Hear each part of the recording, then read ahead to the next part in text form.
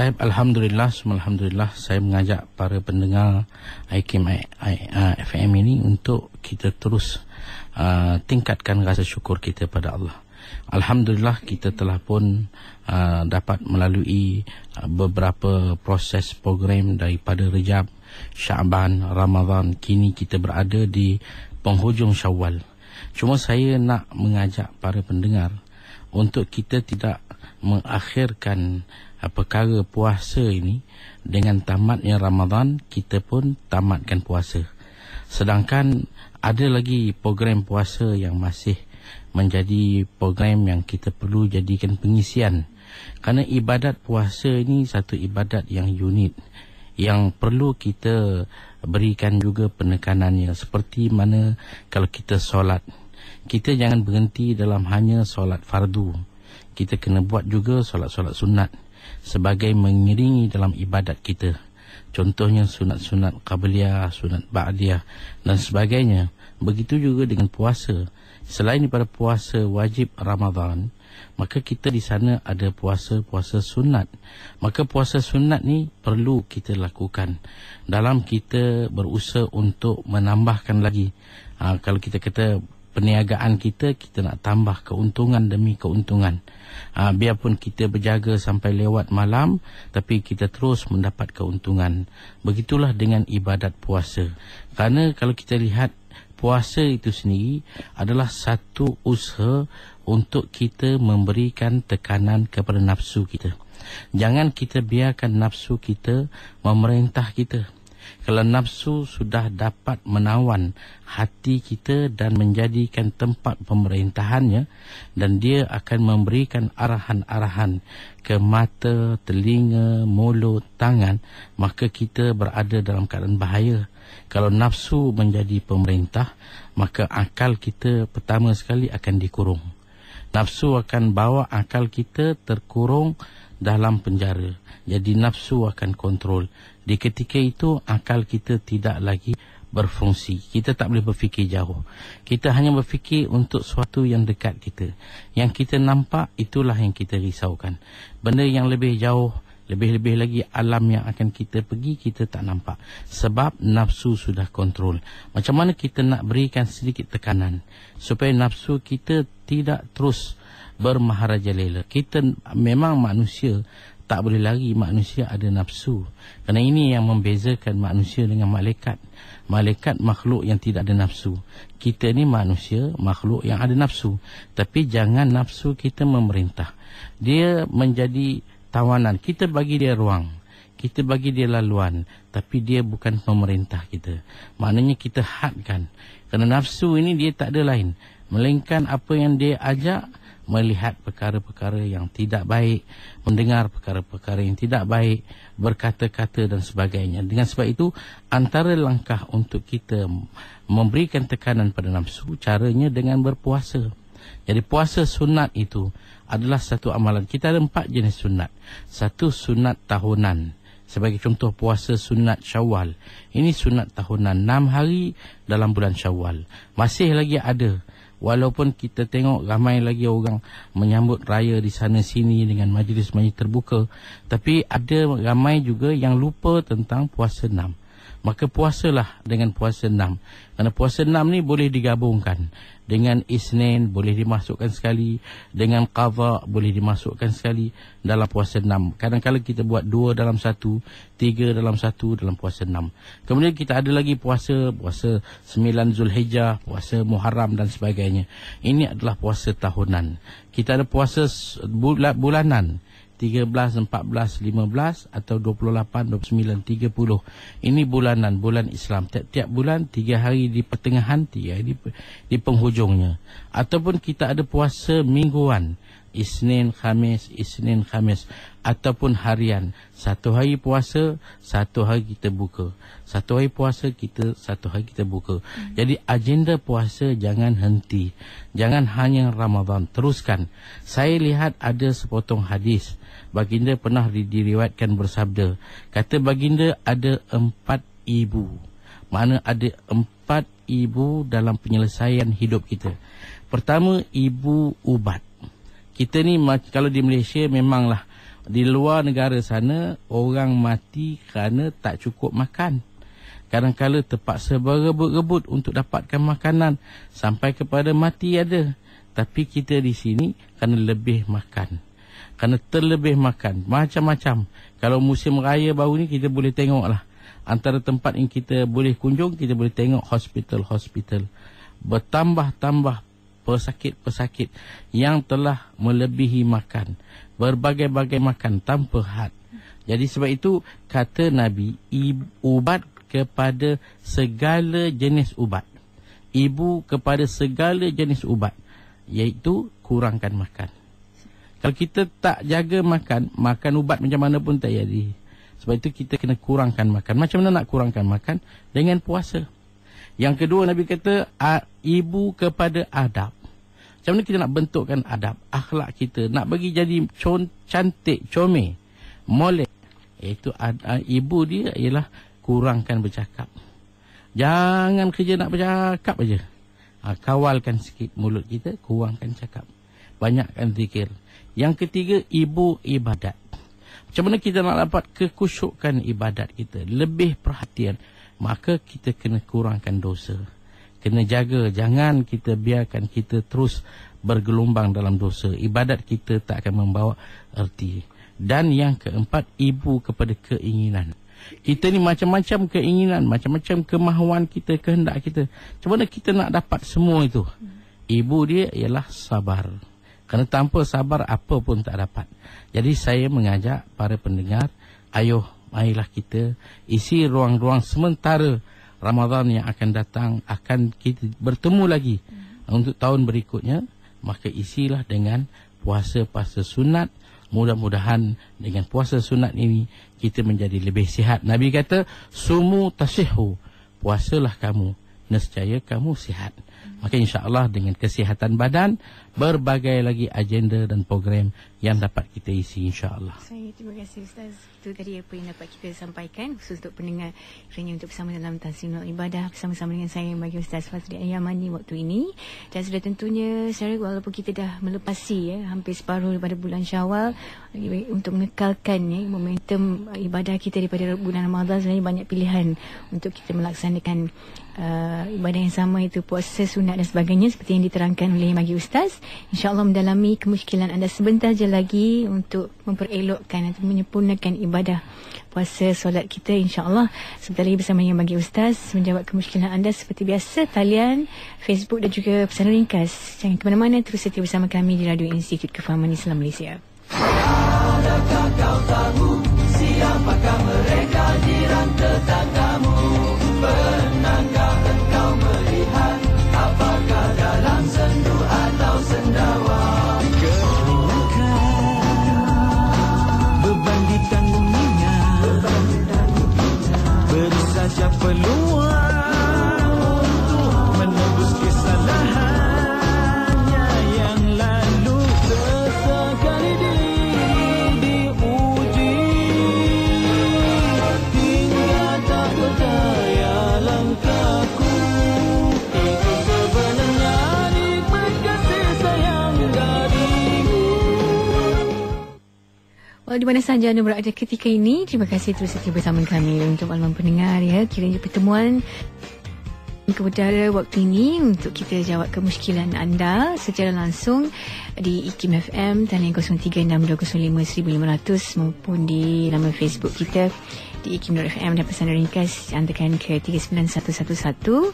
InsyaAllah khususnya untuk mereka yang dah pun meraihkan kemenangan dah kali kedua Ustaz bulan Syawal ini, dah usai untuk melaksanakan puasa sunat yang ke-6 tahniah kita ucapkan. Dan pun untuk mereka yang ingin bersama dengan bagi Ustaz talian kita bakal kita raikan insyaAllah bersama dengan pemanggil yang pertama. Assalamualaikum. Silakan. Assalamualaikum. Siapa di talian? Waalaikumsalam. Ya, silakan. Bersama dengan Ustaz. Ya. Dengar di telefon ya. Ya, silakan. Waalaikumsalam. Assalamualaikum. Waalaikumsalam warahmatullahi. Ustaz, boleh Ustaz jelaskan kepada saya satu salat sunat Isra'. Ada orang kata ada orang kata ada. Yang kedua tamat surat. Boleh Ustaz bagi sejarah amal surat dan fadilat-fadilatnya. Terima kasih. Assalamualaikum. Waalaikumsalam warahmatullahi wabarakatuh. InsyaAllah kita naikkan pendengar. Silakan Ustaz. Pertama sekali mengenai dengan solat sunat isyraq, maka ianya adalah suatu sunat yang memang ada. Kalau kita nak kira selepas terbitnya matahari, kita tengok takwim kita waktu selepas terbitnya matahari, kita ambil dalam 15 ke 20 minit kemudiannya, maka bermulalah waktu isyraq. Dalam tempoh yang tidaklah lama, singkat, maka kita boleh buat solat sunat 4 rakaat, 2-2. Boleh kita baca apa pun surah. Seeloknya kita baca Fatihah, kemudian kita baca Alam Nasyrah, baca Fatihah, kita baca Alam Tarokai. Rakaat kedua kita baca Fatihah, kita baca Kuliah. Rakaat seterusnya baca Fatihah dan Qul Huwallahu Ahad. Jadi solat sunat isyraq ni memang satu sunat yang disyarakkan, dituntut. Memang kita boleh buat sebagai sunat di awal siang, dan berikutnya waktu dia ialah waktu zuhar, dan kita isi dengan ibadat solat sunat duha. Balik pada masalah maksurat, kita memang ada maksurat ni ialah suatu himpunan ayat-ayat Al-Quran ataupun doa-doa, wirid-wirid yang dibuat oleh ulama-ulama yang mana dalam usaha mereka daripada apa yang mereka kaji melalui hadis-hadis baginda sallallahu alaihi wasallam dan amalan orang terdahulu. Banyak maksurat yang ada kita boleh dapatkan di pustaka-pustaka, antaranya maksurat amalan daripada Imam Hasan Al-Banna ataupun daripada Maulana Zakaria Al-Kandahlawi dan berbagai-bagai lagi. Jadi ini boleh dapat daripada ustaz-ustaz. Kita boleh tahu macam mana cara, dan eloknya kita bertanya supaya kita dapat sanad yang lebih tepat, supaya kita nak jadikan dia sebagai amalan pembentengan diri daripada gangguan-gangguan seperti jin, syaitan, sihir dan sebagainya.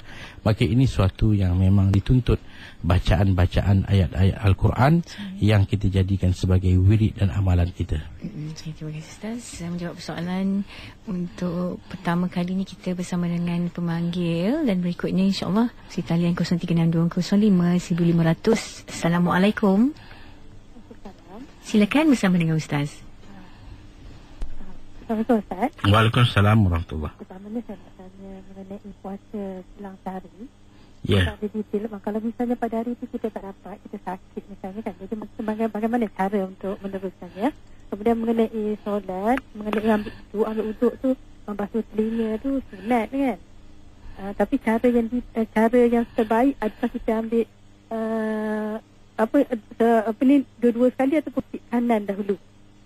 Yang ketiganya mengenai cara, kalau kita tengok dekat masjid, cara ramai yang cara rokok, nak rokok dan nak bangun daripada rokok, berbagai cara kita tengok kan. Jadi bagaimana cara yang dibuat oleh Rasulullah ketika rokok dan juga ketika bangun daripada rokok. Terima kasih. Assalamualaikum. Balik pada soalan yang pertama, puasa sunat. Puasa sunat ni yang paling kemuncaknya ialah Nabi kata seafdal puasa ialah puasa Nabi Daud, iaitu puasa yang diselang-seli. Satu hari puasa, besok kita makan biasa, hari berikutnya kita puasa. Maka ini dia tidak ada masalah selagi jangan bertembung dengan hari yang haram puasa seperti hari raya. Kalau hari-hari lain puasalah. Kalaupun hari ini Khamis kita puasa, besok Jumaat kita makan, besoknya Sabtu kita puasa. Begitulah. Kalau ada katakanlah hari-hari kita sakit, tak dapat kita puasa, boleh kita buka kerana dia hanya sunat. Bila dah kita sembuh, kita sambung balik. Selagi kita tidak bernazar, maka dia tetap menjadi sunat. Buatlah amalan terutama bagi mereka yang di satu tahap dia boleh puasa selang-seli tanpa terganggu apa-apa kerja buat hidup dia. Jangan nanti puasa membuatkan dia tak boleh buat apa pun. Segalanya terbantut. Bila suruh buat kerja, tak boleh, saya puasa.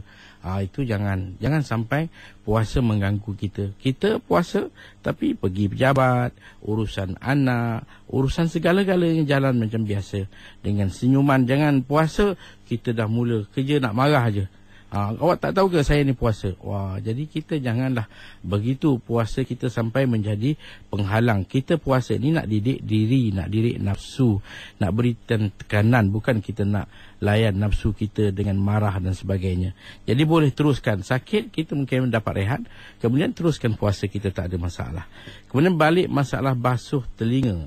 Bila kita ambil wuduk, Selepas kita basuh muka yang wajib pertama, kemudian basuh tangan sampai siku, sapu kepala, kemudian basuh telinga.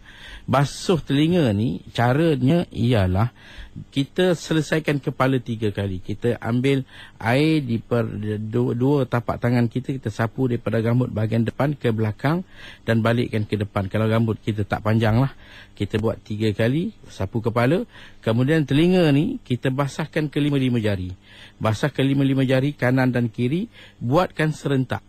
Yang buat kanan kemudian kiri ni bagi tangan orang sakit. Katakanlah satu orang tangan sebelah sakit, memang tak boleh nak guna, dia guna sebelah aja, maka di situ dia mulakan kanan, telinga kanan, mulakan telinga, kemudian telinga kiri. Tapi kalau kita dua-dua tangan sihat, kita buatkan serentak. Macam mana basuh muka, dia tak ada kanan kiri, dia ada atas bawah. Sapu kepala, dia tak ada kanan kiri, dia ada depan belakang. Jadi telinga macam tu ya, serentak. Kita masukkan jari tunjuk dalam kawasan telinga kita, kita daripada bawah masukkan bahagian dalam semua, kemudian ibu jari kita tolak daripada belakang kulit telinga kita. Buat 1, 2, 3 dan kali yang ketiga kita tutup telinga kita dengan kita punya telapak tangan kita sebagai mengumumkan seluruh pembasuhan telinga kita. Maka insya-Allah itu di antara kita basuh telinga dalam wuduk kita. Dan soalan yang ketiga mengenai dengan rokok. Memang rokok ni sebenarnya suatu yang mudah. Kita bongkokkan belakang kita. Bongkokkan belakang sekadar kurangnya tercapailah tapak tangan kita ke lutut. Luruskan. Kalau laki-laki biar terbuka, tangan jarakkan antara kita punya lambung kita dengan lengan kita bagi laki-laki. Kalau perempuan kita rapatkan. Dan nak turun rokok tu kita angkat tangan, Allahu Akbar. Nak bangun rokok i'tidal pun kita angkat tangan, Sami Allahu liman hamidah. Saya rasa benda tu mudah dan jelas insya-Allah. Terima kasih Ustaz. InsyaAllah kembali untuk bersama dengan pendengar. Seterusnya bersama dengan siapa ke udara waktu ni. Assalamualaikum. Hello. Hello, silakan bersama dengan Ustaz. Silakan. Hello. Ya. Halo. Assalamualaikum Ustaz. Waalaikumsalam. Cik Amin. Okey, nak tanya Ustaz. Saya ni pemandu. Jadi saya kalau daripada operation di Johor, saya duduk saya tinggal di Shah Alam. Artinya saya daripada Johor, kalau saya ke Johor sebelum maghrib tu dalam pukul 12 pukul 6, saya terus ke Shah Alam. Jadi mukim saya di Shah Alam. Macam mana saya semayang untuk semayang musafir tu? So ada saya kena buat semayang wajib yang 4 yang untuk 3 rakaat wajib biasa, ataupun saya kena buat, ataupun saya kena buat musafir juga. Tapi musafir di mana saya kena? Sebab saya apabila saya memandu, saya tidak boleh berhenti mana. Saya direct terus ke pemandu kan, bawa terus ke mukim saya. Ya, saya. So, terima kasih Cik Amin. Kita dengar penjelasan Ustaz. Assalamualaikum. Kalau kita musafir, seorang pemandu, tak kiralah lori ke, bas ke, ataupun kenderaan awam apapun, kita daripada Johor ke Shah Alam, maka tiap-tiap hari kita memandu. Maka sepanjang perjalanan kita pergi dan balik, kita boleh qasar, kita boleh jamak. Cuma kalau kita duduk di Shah Alam, tempat mustautin kita, maka jangan kita tunggu sampai masuk Shah Alam. Contohnya maghrib tadi, kita keluar daripada Johor, maka kita keluar sebelum maghrib. Dalam perjalanan nanti kita berhenti untuk buat maghrib dan isyak kalau nak buat jamak takdim, ataupun maghrib dan isyak kita buat jamak takhir selagi belum sampai ke Shah Alam. Bila kita dah masuk Kuala Lumpur dan sekitar Shah Alam, maka kita tidak lagi boleh qasar. Cuma jamak tu bolehlah bila dah sampai waktu isyak. Katakan kita dah lewat sampai isyak pukul 11 malam, maka kita buat maghrib 3, diniatkan sebagai qada, bukan jamak tapi qada. Dan kita buat isyak 4 sebagai waktu isyak, bukan lagi qasar, kerana kita sudah sampai tempat yang kita mustautin.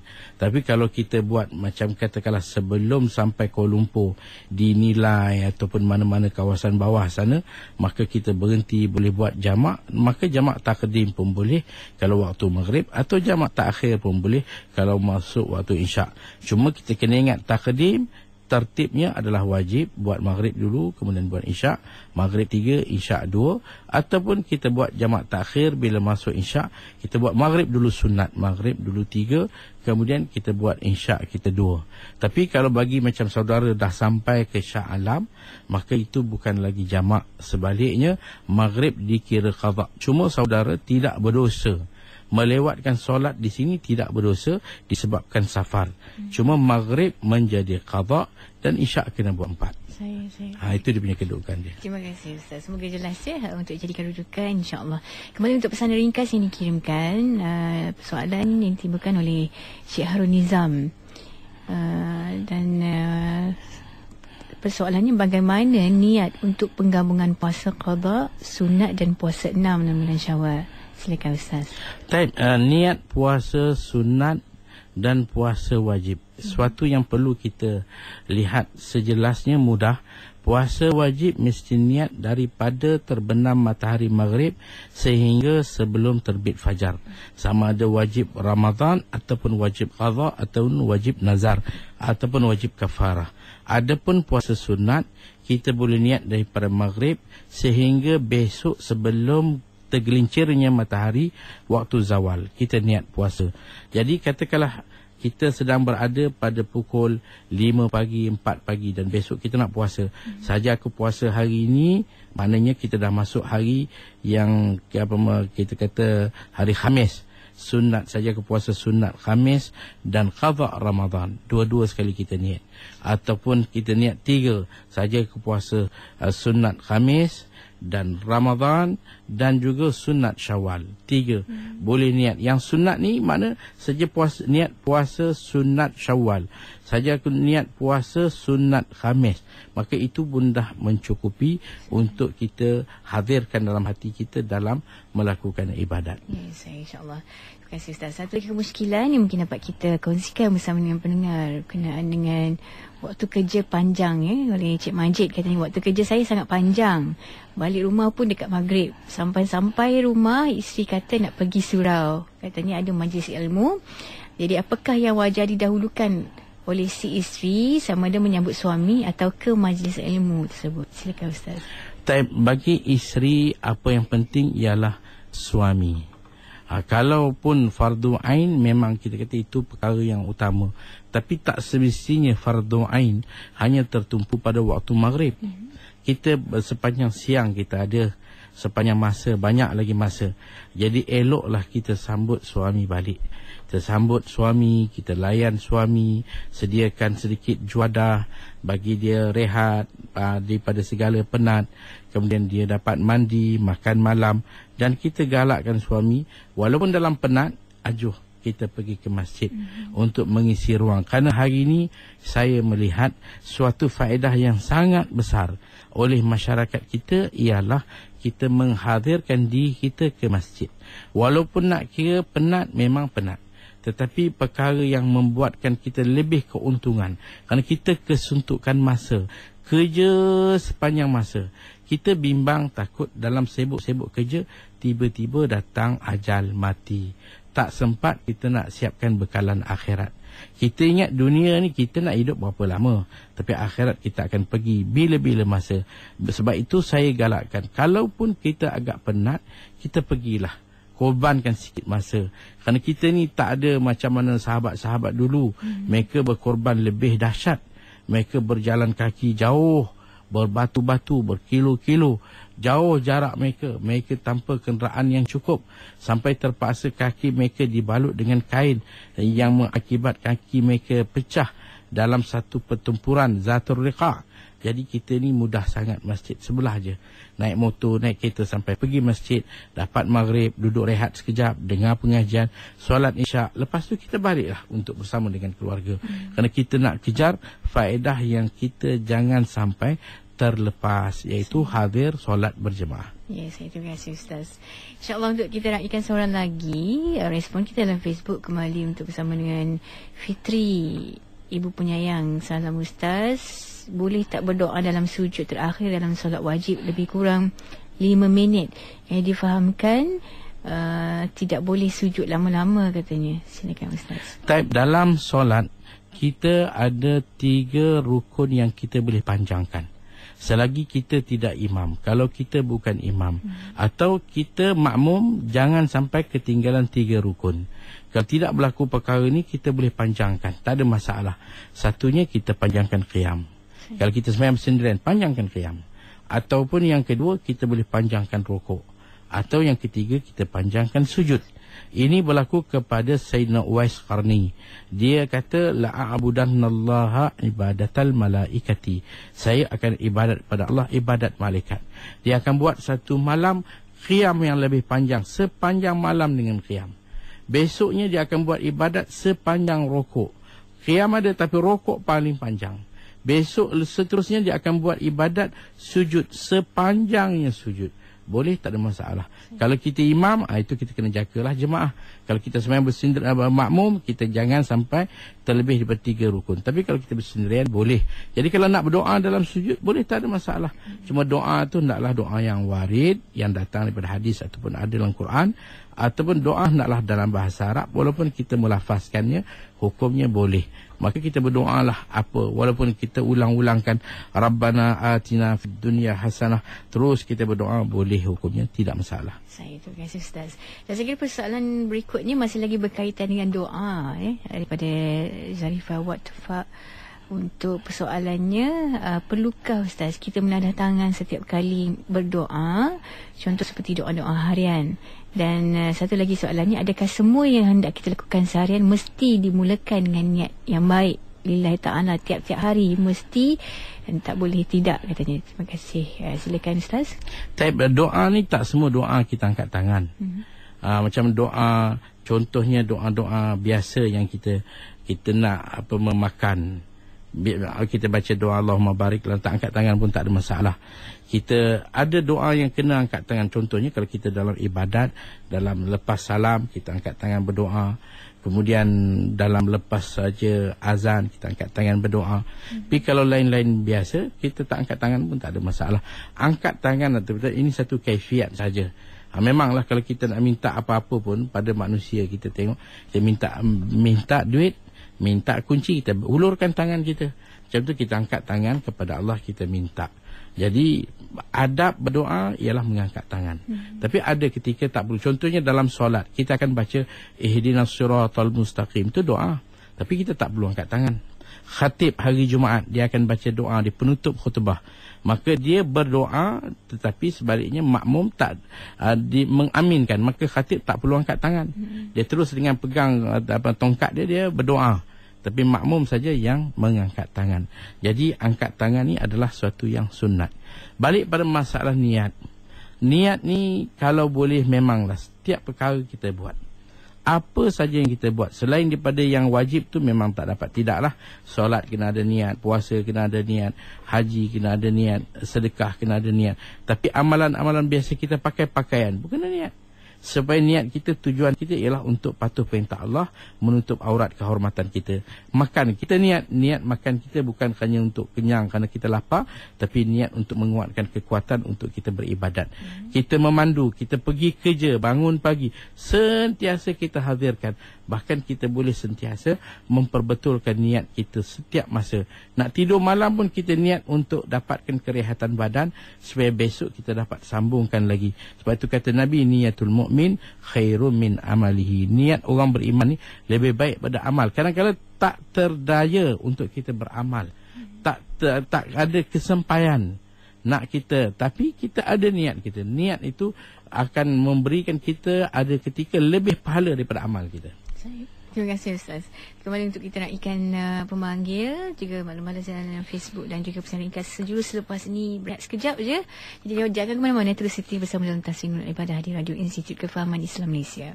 Jika ketenangan yang dicari, pertama baca Quran dan maknanya, yang kedua solat malam dirikanlah, yang ketiga jika pasangan hidup yang dicari, carilah pasangan hidup betul-betul, oh kawan, bahagia berseri, rumah tangga jika akan harmoni. panduan hidup yang dicari. Hatimu, bersihkanlah dirimu, hiduplah dengan berpandukan. Carilah di IKIM FM, pilihan utama anda. Untuk makluman pendengar, mungkin baru saja menemani kita pada waktu ini bersama dalam segmen Tahsinul Ibadah, menemani anda untuk menjawab kemusykilan. InsyaAllah kita bersama yang bagi Ustaz Fazli Al-Yamani, mana persoalan berkaitan dengan untuk membetulkan, menyempurnakan, memperelokkan ibadah kita. InsyaAllah hari ini kita buka persoalan mesti talian Facebook dan juga pesan ringkas seperti biasa secara langsung untuk ke udara menemani pendengar. InsyaAllah kita akan bersama dengan pemanggil berikutnya. Kiranya ada kemusykilan yang dapat kita bantu untuk bersama yang bagi Ustaz. Assalamualaikum. Waalaikumsalam. Silakan, siapa talian? Saya Mak Farid. Silakan Farid bersama dengan Ustaz. Saya nak tanya yang pertama ni tentang atlet Malaysia yang pergi ke Sukan Olimpik. Adakah dia perlu boleh buka puasa? Ada dasar apa boleh buka puasa? Yang kedua, kalau orang yang memutuskan silaturahim ni, dia terputus tak amalan dia sampai kepada Allah? Yang ketiganya, pendapatnya rajah lah yang paling kuat tentang ibu dan ayah Nabi ni mati dalam keadaan kafir ataupun Islam. Yang terakhir berkenaan dengan muzik ni, alat gitar ataupun seruling ni, adakah ijma' di kalangan ulama' kebalat suara mengatakan haram ataupun tidak? Jadi itulah. Terima kasih. Assalamualaikum. Silakan Ustaz. Masalah yang pertama tadi mengenai dengan atlet ni pun dah berlalu. Saya rasa soalan ni dah timbul dan jawapan pun dah banyak. Masjid-masjid, surau-surau semua dah. Jadi saya rasa rujuk balik di situ je lah tentang soalan ini, kerana kita Ramadan pun dah habis. Jadi saya nak suka mengajak puasa sunat. Kita puasa sunat lah. Itu je masalah dia. Kalau lain-lain sukan, nanti kita jumpa lagi untuk kita perkatakan. Masalah perhubungan silaturahim memang suatu yang dikendaki. Hubungkanlah hubungan kita punya keluarga kita, kerana ini adalah pertalian tak putus. Walaupun apa sekali penderhakaan berlaku, tapi dia tetap pertalian yang tak putus, yang membuatkan kepada satu hubungan yang membawa kepada pewarisan harta dan sebagainya. Jadi itu adalah suatu yang memang dituntut. Balik pada masalah ibu dan bapa Nabi. Ibu dan bapa Nabi, maka di mana tempat dia? Kita, kalau mak kita pun, kita orang tanya, mak kamu ni syurga ke neraka? Kita akan kata, mak saya ahli syurga. Walaupun kita tak tahu, kita mengharapkan. Ini kan mak Nabi, ini kan bapa Nabi. Jadi kita nak kata di mana mak Nabi, kita kata syurga. Mana bapa Nabi, syurga. Kerana mak Nabi ini tidak pernah terlibat dengan sesuatu yang tidak sihat. Mak Nabi ini wanita mulia, wanita yang tinggi kehormatannya. Disebut sebagai daripada min asyrafi qaumiha, daripada orang yang mulia kaumnya. Begitu juga bapa Nabi. Bapa Nabi ini orang mulia.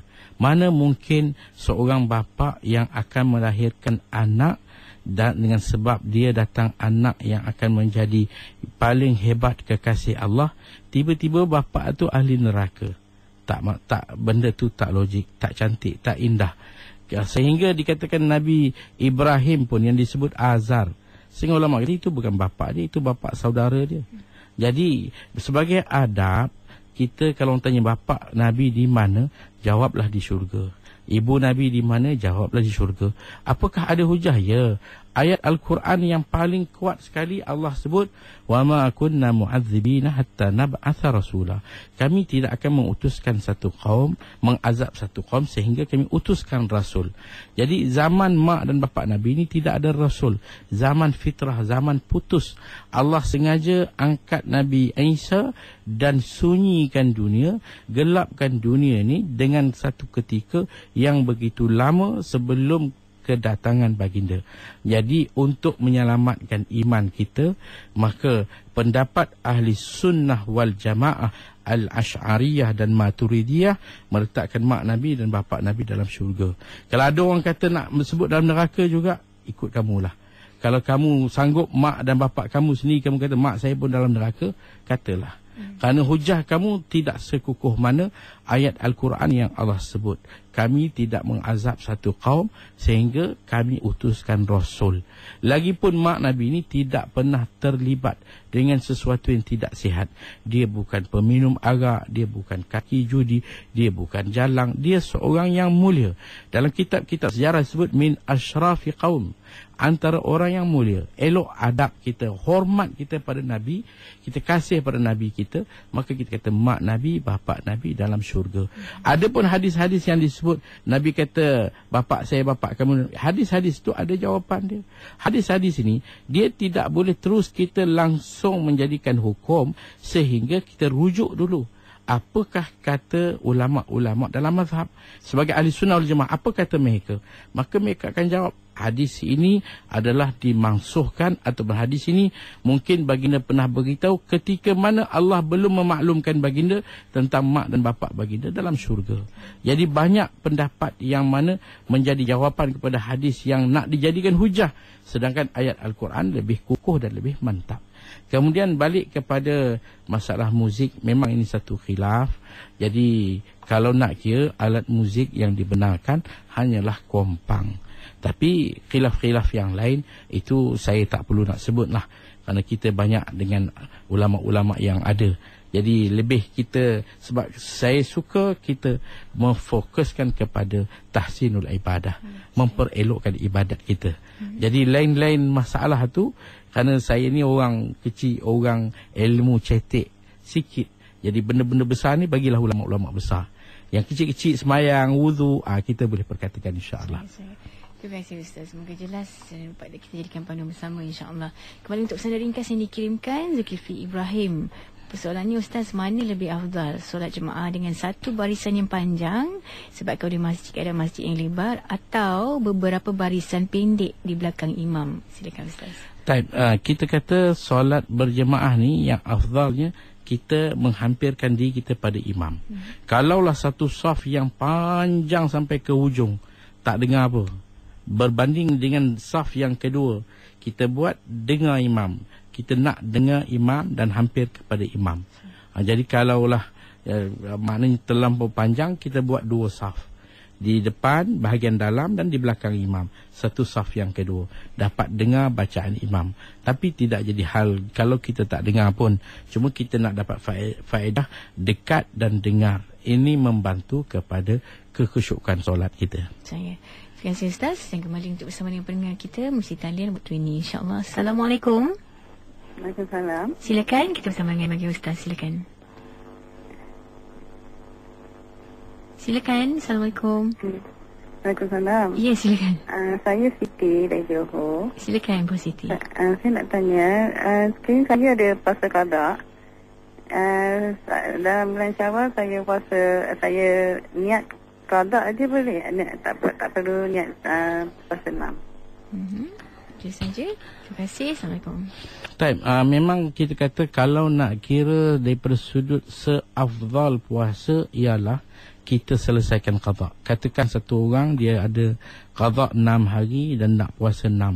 Jadi kita kata awak buat qada dulu 6, kemudian buat pula puasa sunat 6. Itu seafdal puasa. Tapi kalau dia kata nak jalankan sekali, boleh, tak ada masalah. Niat qada dan niat 6. Padahal kata ulama pada setengah pendapat mencukupilah kalau hanya niat qada saja, dia akan dapat secara percuma puasa 6 tadi. Dia akan dapat pahala puasa 6 tu akan dapat dalam dia niat qada. Cuma sebaliknya tidak, kalau dia niat 6 qada tak dapat. Tapi kalau dia niat qada, insya-Allah dapat 6 dalam qada itu, boleh, tak ada masalah. Terima kasih Ustaz. Dan seterusnya untuk bersama dengan pendengar kita dalam Facebook. Soalannya, kalau kita ingin lakukan sesuatu pilihan, digalakkan solat sunat istikharah untuk buat pilihan yang terbaik. Tapi katanya saya telah melakukan 3 kali berturut-turut, masih belum dapat petunjuk dan belum dapat buat keputusan yang sepatutnya. Mungkin Ustaz boleh jelaskan. Silakan Ustaz. Sunat istikharah Nabi sebut dalam hadis, ma khaba man istakhar wala nadima man istashar. Tidak rugi orang istikharah, tidak menyesal orang mesyuarat. Jadi kita beristikharah untuk satu-satu urusan. Nak terima atau nak tolak, nak beli atau tidak, nak jual atau tidak, apa saja. Dan tak semestinya jawapan untuk istikharah kita ni datang dalam bentuk sesuatu, mimpi, tak. Ataupun ilham, tak semestinya. Cuma kecenderungan hati. Kadang-kadang dia berat kepada nak. Mungkin itu jawapan dia. Kalau kita masih rasa tak puas hati, kita buat lagi istikharah kita. Mungkin ada setengah ulama' memandukan kita, katanya kita ambil beberapa kepingan kertas. Katakanlah untuk suatu benda, nak dan tidak. Nak jual atau tidak jual. Nak terima atau tidak terima. Kalau beratnya kepada nak, tulis 2 nak dan 1 tidak. Atau beratnya kepada tidak, 1 tidak, 2 tidak, 1 nak. Kita gulungkan dia elok, letak bawah bantal. Kemudian kita buat istikharah, kita doa apa semua, kita baca adab tidur, kita tidur.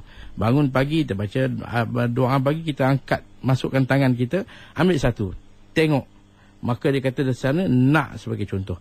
Memang hati kita pun nak jual sebagai contoh. Jadi nak, kita rasa itulah jawapan.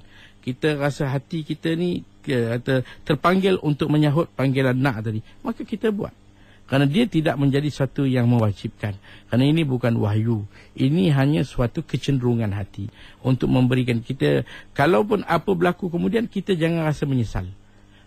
Kita dah silap jual, kita silap beli, kita jangan rasa kesal. Ada kebaikan dan hikmah di kemudiannya yang Allah SWT akan beri pada kita. InsyaAllah tak ada ruginya. Sebab itu dia kata tidak ada rugi orang yang beristikharah. Terima kasih Ustaz. Semoga jelas dan dapat jadikan panduan untuk mereka yang mungkin ada kemusykilan yang sama. Dan kita kembali untuk bersama dengan pendengar kita dalam tempoh berbaki ini. Seorang lagi insyaAllah. Assalamualaikum. Silakan, saya beri talian. Hello, Assalamualaikum. Silakan. Waalaikumsalam. Ya. Saya Muhammad Zahudi. Silakan Cik Muhammad. Saya nak tanya Ustaz berkenaan dengan solat jamak dan qasar. Kalau pada hari Jumaat, boleh tak solat jamak dibuat solat Jumaat tu berserta dengan solat asar? Dan satu lagi, berapakah jarak 2 mahalah yang sebenarnya? Ada yang kata kurang daripada 50 km dan boleh jamak dan sebagainya. Itu saja Ustaz. Terima kasih. Assalamualaikum. Ya. Silakan Ustaz. Soalan pertama mengenai dengan jamak pada hari Jumaat. Boleh tak kita jamak antara Jumaat dan asar? Jawapan dia boleh. Bila kita dalam perjalanan, kita dah keluar daripada kawasan, katakanlah kita penempatan kita Kuala Lumpur, kita dah keluar daripada Kuala Lumpur, kita sedang menghala ke Seremban untuk ke Johor Bahru sebagai contoh, di Melaka ke mana kita berhenti, maka kita buat solat. Kebetulan masjid sedang buat Jumaat, kita berhenti, kita buat Jumaat. Dalam Jumaat tu kita niat bahawa kita nak buat jamak takdim. Kita buat ikut imam selesai bagi salam, maka kita bangun, kita buat kita punya asar kita. Syarat janganlah jarak je putus. Habis saja selesai Jumaat, terus diikuti dengan asar 2 rakaat kalau kita nak asar, ataupun tamam 4 rakaat. Yang penting kita boleh buat jamak antara Jumaat dan juga asar. Boleh, tidak ada masalah. Yang kedua, balik pada masalah jarak. Jarak ni kalau kalau nak kira jarak dia ialah 56 batu. Mungkin kalau kita sukatan kilo ni dalam 80 lebih ke 90, eloknya kita ambil 100 kilo. Perjalanan lebih daripada 100 kilo. Bukan daripada rumah, daripada hujung bandar yang kita tinggal sampai ke tempat kita pergi lebih daripada 100 kilometer, maka kita boleh buat jamak. Jadi jangan kita ambil mudah. Setengah orang ada perjalanan, dia yang penting nakkan kepada perjalanan yang lebih daripada jarak itu. Kalau kita pergi satu tempat, kemudian sambung tempat lain, pergi setempat dekat-dekat, tapi kalau kumpulkan semua, maka melebihi. Itu tak boleh. Mesti sekaligus kita punya perjalanan kita lebih daripada 100 km. Mana 86 lebih kilometer. Walaupun kita singgah ke tempat, ada tempat singgah 1 hari, 2 hari, 1 hari, 2 hari, sampai ke tempat kita nak pergi, maka tak ada masalah. Kita boleh jamak, kita boleh qasar. Terima kasih.